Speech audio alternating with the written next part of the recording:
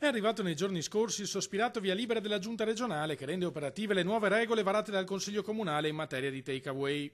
Oltre allo stop per i prossimi 3 anni all'apertura di nuove attività in centro storico e nelle isole di Murano e Burano, sarà quindi presto in vigore il nuovo regolamento di igiene pubblica che prevede una serie di adempimenti per i gestori degli esercizi esistenti. Partiamo certamente dal dover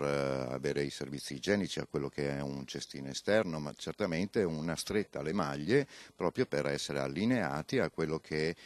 anche il buon senso dovrebbe essere un principio che vige nel nostro territorio. Agli esercenti sarà chiesto poi un impegno alla raccolta dei rifiuti e alla manutenzione dell'area esterna, anche per i locali che non hanno in concessione il plateatico. Il lavoro che andremo a fare sarà quello di andare ad attenzionare, diciamo, il fenomeno proprio perché ci siano i giusti equilibri sul mercato e quindi non si vada appunto a intaccare quelli che sono aspetti anche legati al decoro e quindi a un'indiscriminata attività del cosiddetto mordi e fuggi e comunque di tutto quello che oggi abbiamo assistito. Il proliferare di attività di vendita e consumo di cibo takeaway, registra l'assessore al turismo Paola Mar, ha generato un abbassamento dello standard di qualità del prodotto e favorisce una percezione negativa non solo al residente ma anche al visitatore. Le nuove misure tuteleranno l'autentica identità della città lagunare. Ci auguriamo che questo possa concedere un'ulteriore apertura di altre attività